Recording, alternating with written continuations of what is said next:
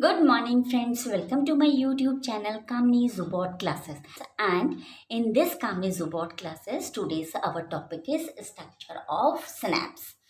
तो ये देखिए, ये मैंने नर्व फाइबर्स बनाए हुए हैं और ये डेंड्राइट्स है. This is basically the cell body of the nerve fibres. ये एक्सॉन है. At the terminal end of axon branched structure is present and this structure is called telodendria. At the end of these telodendria, a button-shaped structure is present and this is called basically synaptic knobs. तो ये देखिए, ये रहे synaptic knobs. Okay? ये भी synaptic knob है. So ये देखिए, यहाँ पे dendrites लिखा हुआ है. Dendrites means input. Input means all the messages are gathered from outside by the dendrites and delivered inside the cell body. और synapse को हमने output लिखा हुआ है. क्यों? क्योंकि ये मैसेज डिलीवर करेगा from one neuron to the another neuron and from one neuron to the muscle fibers. बहुत ही important बात, अगर आपने मेरे चैनल को लाइक नहीं किया है, सब्सक्राइब नहीं किया है एंड शेयर नहीं किया है, then please hit the bell icon and get all new videos notification in your mobile. So let's start. This is the structure of synaptic knob. The outer membrane of the synaptic knob is called presynaptic membrane, and see, this is the postsynaptic membrane or the dendrite of the another neuron. A gap is present between the presynaptic membrane and the postsynaptic membrane is called synaptic cleft. Inside the synaptic knob, mitochondria and synaptic vesicles are present. Inside the synaptic vesicles, small round structures are present and these structures are called neurotransmitter molecules. ये जो neurotransmitter molecules हैं, they are very much important to provide a path of depolarised impulse in the form of message from one neuron to the next neuron. Okay, so ये जो आप black arrow देख रहे हैं, this is basically direction of impulse in the form of depolarisation. Okay, this is the part of presynaptic axon terminals. Neurotransmitter बहुत सारे होते हैं. यहाँ पे हम मेनली 2 न्यूरोट्रांसमीटर की बात कर रहे हैं. One is acetylcholine and second one is noradrenaline. Now this is the postsynaptic membrane or the dendrite of another neuron, and over the postsynaptic membrane few receptors are present and these receptors are protein molecules. The main function of these receptors to gather all these neurotransmitters or acetylcholine according to binding process and deliver all the messages from one neuron to the next neuron. These receptors are present over here in the form of ions or pores. Now this is the complete structure of neuron. These are the dendrites. This is cell body. This is nucleus. This is axon. And this is the terminal end of synapse. This is the structure of synaptic knob, synaptic cleft, receptors and the postsynaptic membrane. जब message dendrite collect करेगा, उस message को dendrite cell body में दे देगा. Cell body के through ये message axon में जाएंगे. एक्सॉन के थ्रू ये मैसेज सिनेप्टिक नॉब में जाएंगे और सिनेप्टिक नॉब के थ्रू ये मैसेज पोस्टसिनेप्टिक मेम्ब्रेन में जाएंगे. ओके, तो किस तरीके से जाएंगे और पैसेज क्या होगा, that we have to learn today. Neurotransmitter basically हमारी सेल बॉडी में ही डेवलप होते हैं. And after getting all the messages from dendrites, neurotransmitters started moving inside the axon. Once it enters inside the axon, automatically the axon started depolarization. So जो depolarization होता है, उसमें जो सोडियम आयन होता है वो एक्सॉन के अंदर आ जाता है, पोटेशियम आयन एक्सॉन के बाहर चला जाता है. सो प्लस साइन अंदर और माइनस साइन बाहर. ये जो डीपोलराइजेशन के आगे की स्टेज होती है, ये बेसिकली रेस्टिंग मेम्ब्रेन पोटेंशियल और पोलराइज्ड स्टेट होती है. इस स्टेज पे जब डीपोलराइजेशन यहाँ पे रीच करेगा तो पीछे वाली जो एक्सॉन की मेम्ब्रेन है वो रीपोलराइज्ड हो जाएगी. ओके, तो 3 प्रोसेस यहाँ पे चलेंगे: रीपोलराइज्ड, डीपोलराइज्ड और पोलराइज्ड.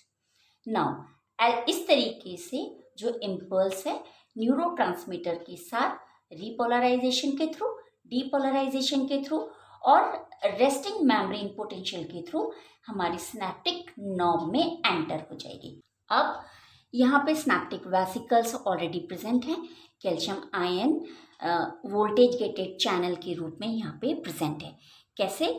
क्योंकि एक्सॉन के अंदर sodium voltage gated channel present होते हैं, potassium voltage gated channel present रहते हैं। Same as it is synaptic knob के अंदर कैल्शियम वोल्टेज गेटेड चैनल भी प्रेजेंट रहते हैं। ओके, जब ये कैल्शियम का वोल्टेज गेटेड चैनल ओपन होगा देन ओनली जो सिनेप्टिक नॉब्स हैं वो प्री सिनेप्टिक मेम्ब्रेन से अटैच्ड हो जाएगा और ये जो न्यूरोट्रांसमीटर सिनेप्टिक वेसिकल के अंदर है ये रिलीज हो जाएगा सिनेप्टिक क्लेफ्ट के अंदर।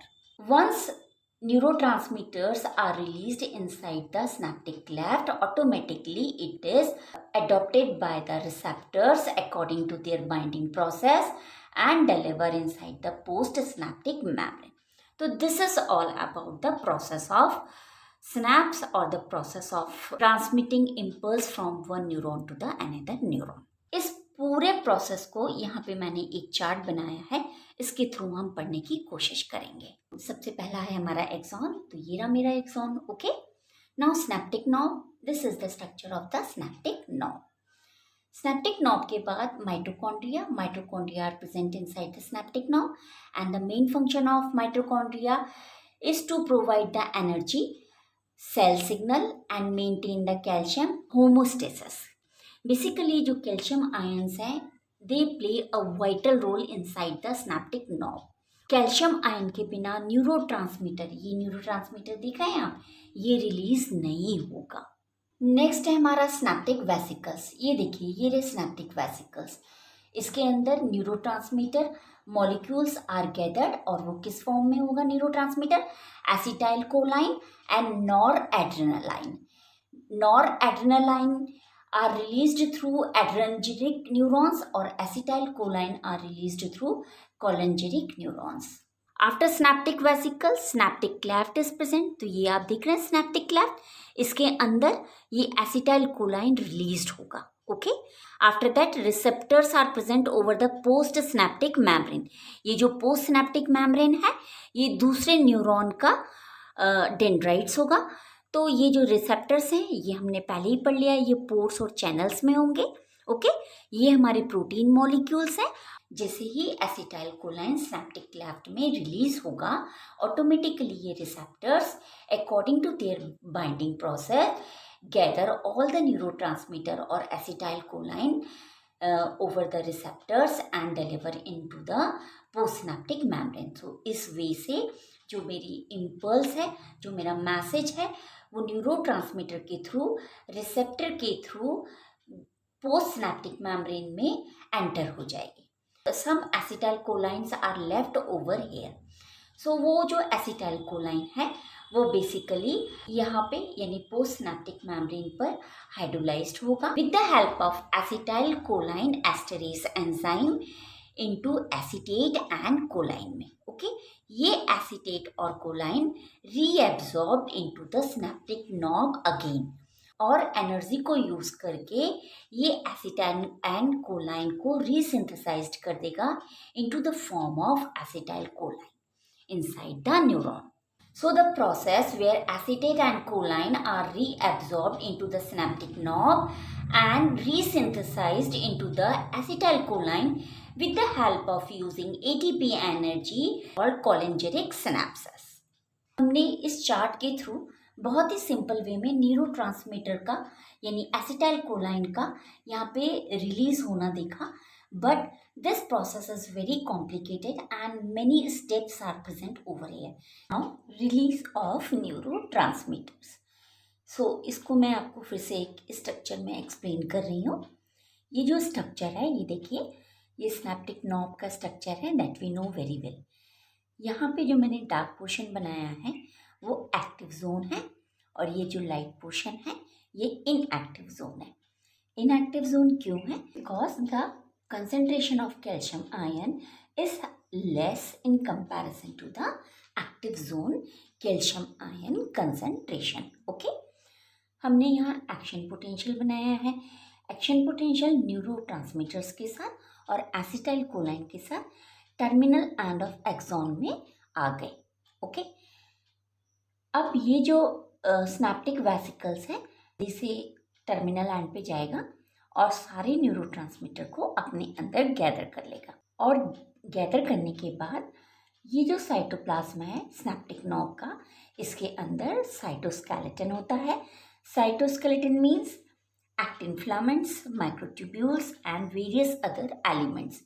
वो सारे एलिमेंट्स मिलके सिनैप्टिक वेसिकल को यहाँ पे होल्ड करके रखेंगे। ओके, अभी ये सिनैप्टिक वेसिकल एक्टिव पार्ट में नहीं जाएगा।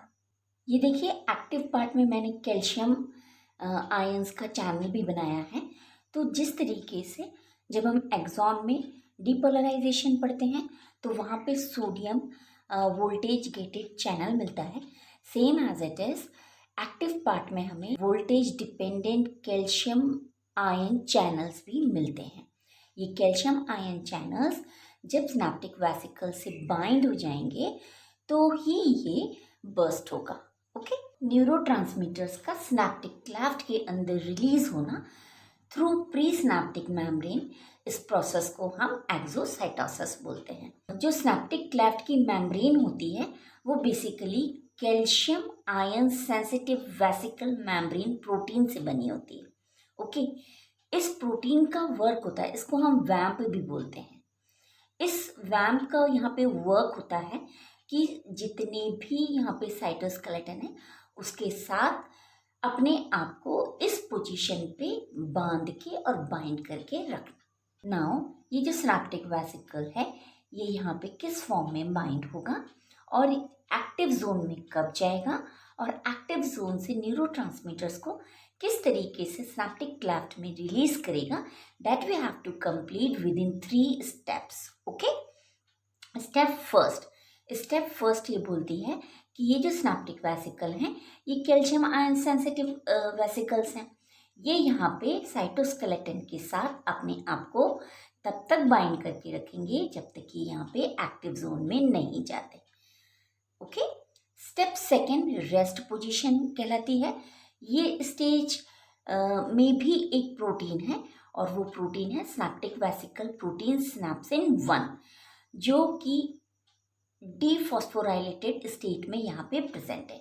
ये डीफॉस्फोराइलेटेड स्टेट ही सिनैप्टिक वेसिकल्स को इमोबिलाइज बनाती है। नाउ स्टेप 3, ये डीफॉस्फोराइलेटेड स्टेट अब कन्वर्ट हो जाएगी फॉस्फोराइलेटेड स्टेट में।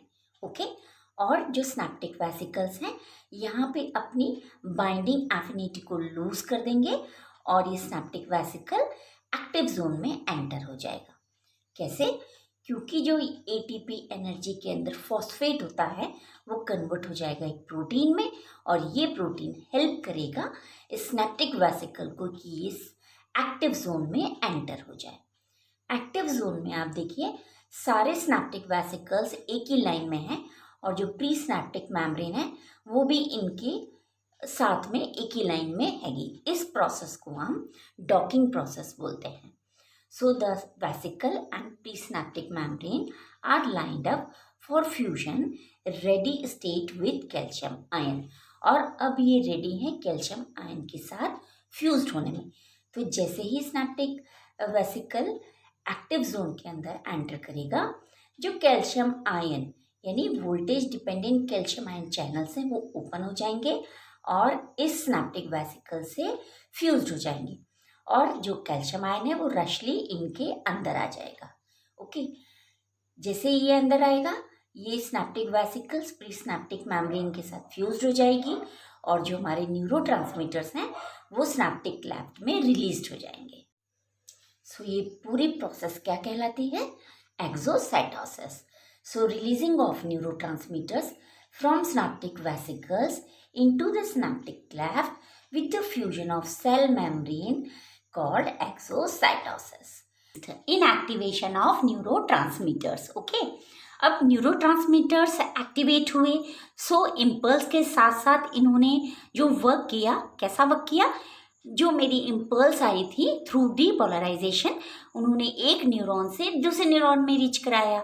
सो अब हम इसको यहाँ पे डीएक्टिवेट भी करेंगे। Okay, now the actions of neurotransmitters are stopped through 4 different mechanism. तो ये 4 डिफरेंट मैकेनिज्म हैं जिसके थ्रू हम एक्टिवेशन ऑफ न्यूरोट्रांसमीटर्स को इनएक्टिवेट करेंगे। ओके, पहला है डिफ्यूजन, सेकेंड है एंजाइमेटिक डिग्रेडेशन और डीएक्टिवेशन, थर्ड है ग्लियल सेल्स और फोर्थ है रीअपटेक।